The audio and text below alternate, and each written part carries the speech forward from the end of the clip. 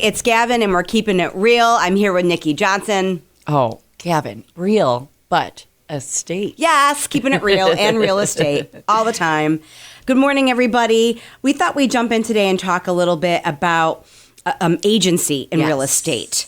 Because I think a lot of people maybe understand it or have a grasp, but not necessarily. So this one's going to be called Who's Representing Who? No, here's the thing. Everybody knows what a real estate agent is. Everybody has an idea of what you do and what you're supposed to do. And they know that that's the step they have to take. But when it comes down to the nitty gritty, no, I don't think a lot of people really fully grasp or understand what you do. Sure. And I think today's topic today is more not about a job description in detail. Maybe that's another episode. But basically what the agency relationships mean in New York State. Yes. Because they vary from state to state. And I think there's a lot of assumptions.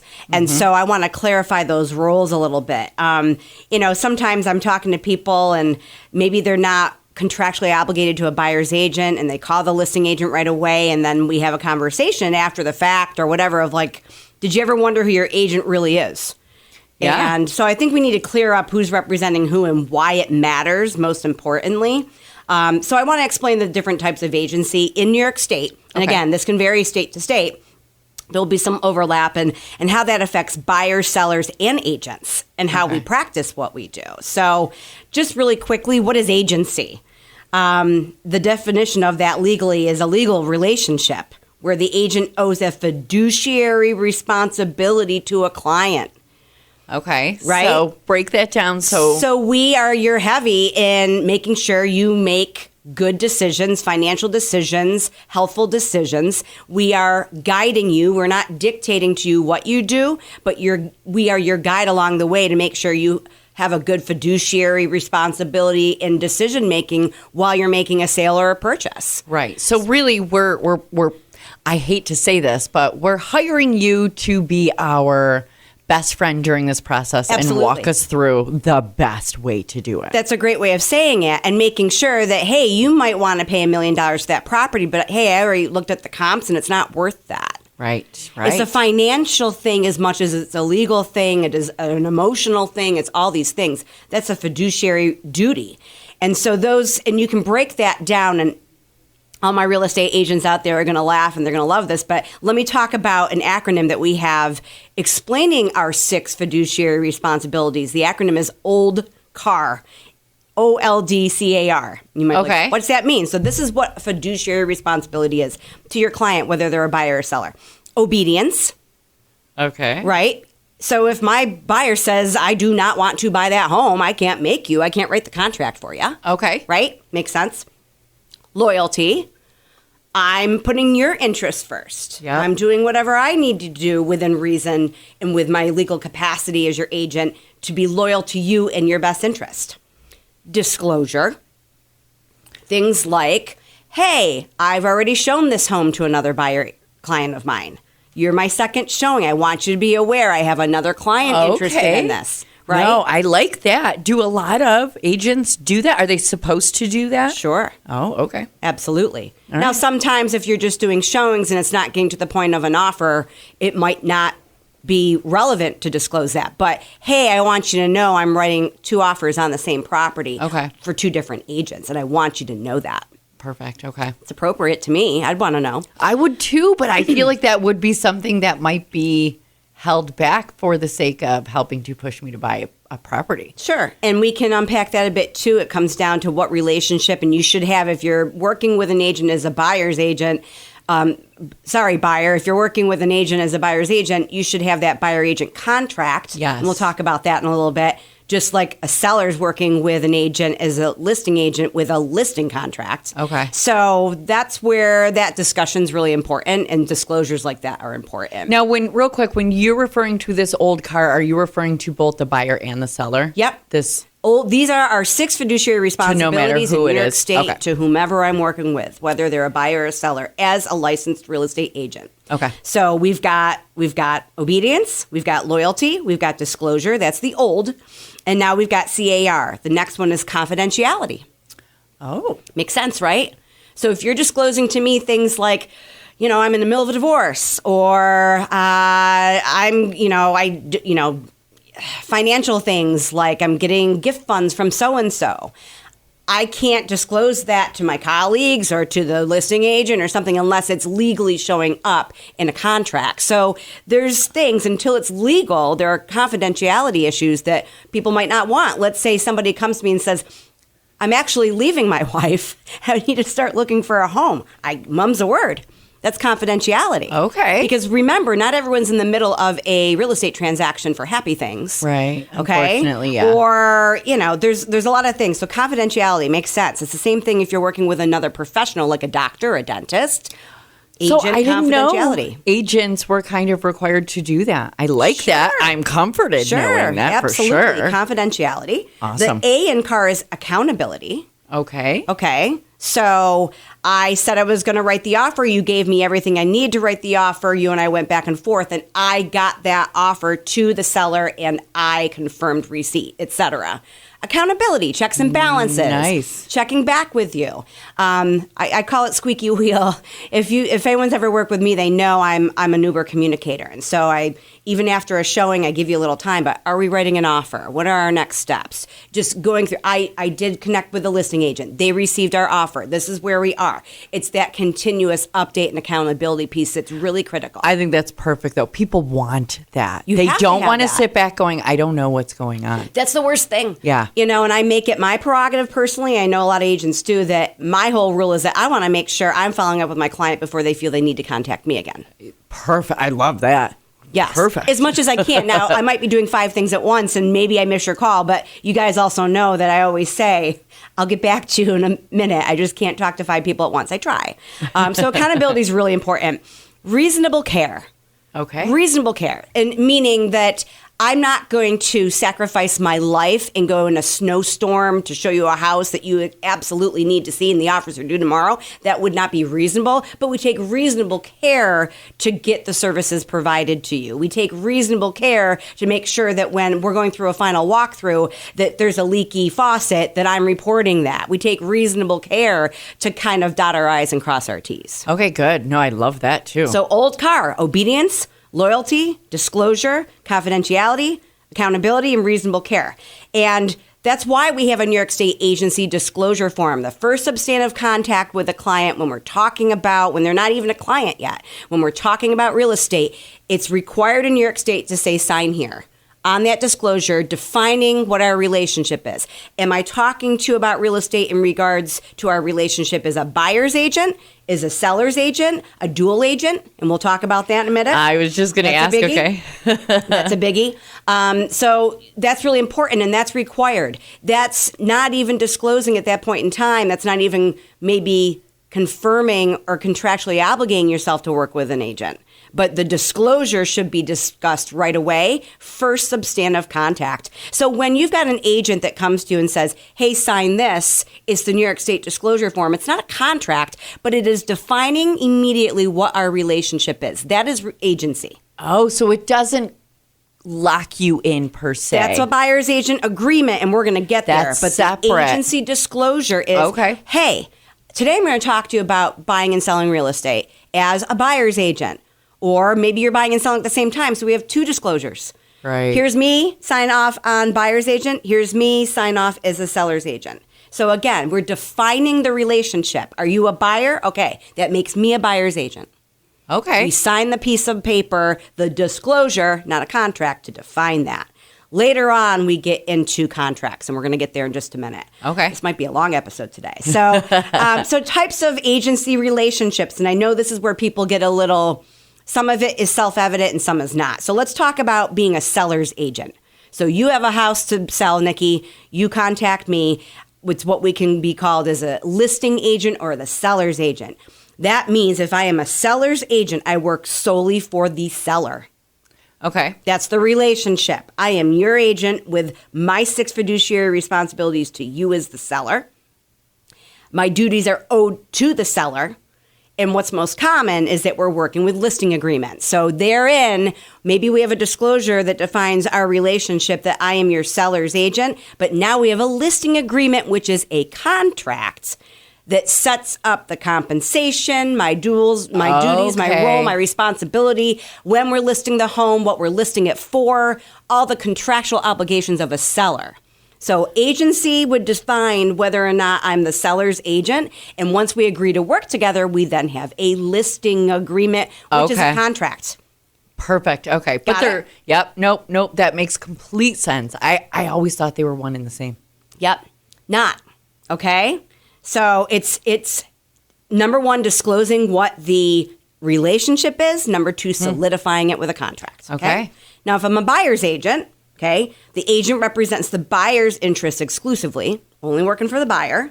And the key advantages to that with buyers is loyalty, negotiation power, and market insight. Again, Nici, you want to go buy this house and you say, I'll pay $1 million for it. But I'm like, hey, wait a minute. I ran the comps on this. And I really think the value's here. Or likewise, when you say, I'm going to lowball that, I want to go in at 150, and I said, well, that's going to sell at 300. So it's these sorts of insights and responsibilities and duties I'm working on your behalf to guide you as your fiduciary contact to make sure you're making good decisions. That's typically formalized through a buyer representation or a buyer agreement, a contractual obligation. So let's go back to buyer agency, buyer agent. Nici, you want to buy a house. I say, great, you're a buyer. Let's sign off this disclosure that our relationship is me representing you as a buyer's agent. But now you know you really want to work with me, and now we want to be contractually obligated. Here's the buyer agency agreement, the contract that says that you will pay me to do my services, even if the seller doesn't offer compensation. Wow. Okay. Yeah. Okay. No, same thing. I mean, we don't work for charity. It's not free. It's a business. And so you've committed and you've negotiated up front. And this is where you've heard me say, guys, you should be interviewing all sorts of buyer's agents. Yes. You might be signing lots of buyer disclosures, but you should only be signing one buyer agency agreement, a contract, once you decide with whom you're working. And then you are obligated to fill buyers, your obligations on the contract, just like the agent is obligated to do the old car or 6 fiduciary responsibilities to you because you're contractually obligated. Sellers are on contracts, buyers are on contracts. Can I just ask real quick, is it common or does it come up where potentially me as a seller would want to work with multiple agents? Yep, and I'd say then find another agent. Okay, that's what I was work exclusively, and you might have some buyers and buyer's agents that makes sense for them. Perhaps you're looking throughout New York State, so it doesn't make sense. My service area is only in Western New York. Maybe I have a buyer agreement with you that as long as you are looking in the GLOW region, Nici, I am your agent for that exclusively. But if you end up going down to Yonkers, maybe you've got a buyer agreement with them. So it could happen. It doesn't often happen, but I would not be agreeable to somebody that wants to sign multiple buyer agency contracts within the same region that I serve. Right. No, that would be a conflict. It does, but I often wonder if it happens. Sure. Especially for somebody buying a house. Yep. Wanting more potentially than one person working and wheeling and dealing. Maybe I'm in a hurry. I don't know. That's right. So there's that. Then there's such things as called a broker's agent, which is not very common at all, but it's important to understand. That's when a broker's agent would work with a buyer or seller, but it's hired by another broker. It's kind of a referral. Okay. Not a direct client relationship. So let's say, just like I said, you've got somebody looking all over the place, and maybe that broker has referred out to my brokerage, Hunt Real Estate, from somewhere else in New York State. So I'm working on behalf of the broker to get that buyer or seller under contract and go from there. Not very common disclosure, but you should understand what it is. That's probably more work too. But the big one is dual agency. And this is where people get really confused. Okay? So dual agency is one brokerage represents both buyer and seller in the same transaction. Notice that I said brokerage. I was just going to ask you, by brokerage, what do you mean? Please. One brokerage. So my brokerage is Hunt Real Estate. We have a lot of brokerages in our area. So it could be with dual agency that the brokerage is representing, Hunt Real Estate in this example, is representing both buyers and sellers on a transaction, but it could be 2 different agents. So let's say I'm the listing agent and Joe Schmo, who also works for Hunt Real Estate, is representing the buyer. That's dual agency, but designated agents. 2 different agents representing the listing, the seller, and the buyer, but we both work for the same broker. That's still considered dual agency, but designated agents. Okay. Where we have dual agency in its purest form is when the agent is one and the same, representing both buyer and seller. And does that happen often? It can happen. It doesn't happen a lot. It's legal in New York State. It isn't in every state. Oh, really? Yep. Okay. Yep. So one brokerage represents both buyer and seller in the same transaction. It requires informed written consent by both buyer and seller. So I have to come to you and say, I'm the listing agent on this, Mr. Buyer. Yes. Okay. Well, you understand that we're going to be in a dual agency situation. Same thing with the seller. And when you're setting up a listing agreement with the seller, you're typically establishing whether or not you have advanced informed consent to be a dual agent. Some sellers might say, no, I want you only to work exclusively for me. I might be okay with someone else in your brokerage representing a buyer, but Gavin, I only want you to represent me. I don't want you to represent both buyer and seller on my home. Okay. I get that. All right. Mm-hmm. So there's that. So there's some potential risks when you consent to dual agency same agent or dual agency designated agents. Limited advocacy, because I have that old car fiduciary responsibility of both parties. So confidentiality, right? And it's got to be maintained. So there's a wall up in between. That's got to be tough. It is tough. It can be. And some agents simply won't do it. You've got to be comfortable, and you've got to really understand the players and see if you're able and willing to do that. Mm-hmm. Where you're giving up a little bit of those 6 fiduciary responsibilities is negotiating. Yeah. Right? So I've got to negotiate and try. If I'm a dual agent representing both buyer and seller, how am I guaranteeing that I'm getting what's best for both parties? Ooh, I almost wouldn't even, as you, wouldn't want to do anything like that. A lot of people don't. I think it really depends on the parties. I think it depends on the property. I think it really begins for me personally, and a lot of other agents would weigh in on this. It depends on how we've set up that listing agreement. If that if that seller came to me and said, Gavin, I don't care how you sell this property, I would love it. A lot of times my sellers will say, I prefer you to represent the buyer. I know the job's going to get done. And I'd rather pay you exclusively that 6% or whatever we've negotiated, that you get it done and represent both sides. And I am confident, Gavin, that you can represent both sides effectively and efficiently. Whereas sometimes sellers are like, I don't want to pay for somebody else's agent that I don't know. That's true too. Okay. Yeah. So it really depends on the setup of how you set up that listing agreement. That's got to be tough. But that's why when I have a consultation with sellers and buyers, this comes up right away so that they understand, and they might not really get it until we find ourselves in that situation. Yeah. And again, it doesn't happen a lot, but it does happen. Okay. So New York State law requires those disclosures forms, the disclosure form I mentioned, not the contract, setting up what your relationship is. Are you a buyer's agent? Are you a seller's agent? Are you potentially a dual agent?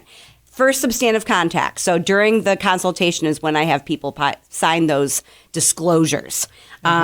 It's not a contract. It's a consumer notification. Which is smart. I like that. I like that that's separate. Yeah. Because I always thought they were the same. There is a difference. And so I clarify that difference at that consultation between the disclosure and then I send home with that buyer or seller, here's the contract. Read the contract, ask me your questions, and if you decide you want to work together, then we're going to sign that. Then we will be legally bound. Okay.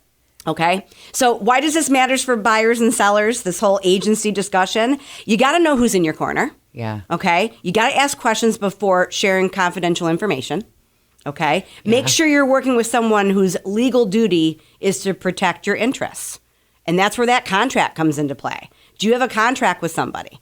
And I think I've said on this show before, sellers contract their agents. You don't list a home without a contract. And I don't represent buyers without a contract. And most everybody should be doing that, but everybody practices a little differently. Legally, they're supposed to be doing it. Oh. But there were changes about a year ago where now it's required. It always was required, but not everybody was doing it. So you really should understand and define your relationship with an agency disclosure and then really legally bind it with a contract, buyer or seller. A strong agency relationship equals a stronger real estate experience. If we know where we are and where we stand and what our relationships are in any given time in a transaction or even during the home buying or selling process, it's going to make for a better experience. If those expectations aren't spelled out initially, someone's going to be disappointed. Yeah. Right? Yeah. So, just a recap, know your agency, know your relationship, ask the questions, choose a representation, a representative of your real estate transaction wisely, buyers and sellers. That's why I say interview people. Encourage buyers and sellers to look and book a consultation, and that's why I do. I always start with a consultation. I don't just show up at a house. Right. Right? We got a lot more to discuss before we do that. So if you're thinking of buying or selling, you want to know who's got your back, I'm happy to talk to you about that. Contact me anytime at 585-344-1321. Book the consultation. Let's talk about it. We'll get it done. But that's why you've heard me say, folks, do your due diligence as a seller, as a buyer. Meet with several agents. Are they having this conversation with you up front? But let's be honest, ultimately, it's you, Gavin. You're the one I would want on my corner, 100%. No, just listening to you, hearing you, I feel like you are just such, you're very knowledgeable. I feel confident and comfortable, literally just sitting back saying, Gavin knows what she's doing. And I think everybody should have that experience, no matter with whom you're working. I agree. Okay? I agree. Yep. Yes. You all deserve that. It's and a big here deal. Gavin is right here in Genesee County. So if you are potentially in the market one way or another, by all means, go ahead and give her a call and set up that consultation for sure. That interview, as she likes to say. That's right. So agency's important conversation with your real estate goals. So make sure you have it. Absolutely. Well, thank you. Absolutely. Thank you, Nici. Thanks everybody for listening today. We'll see you next time. Absolutely. Until then, enjoy and have a wonderful afternoon.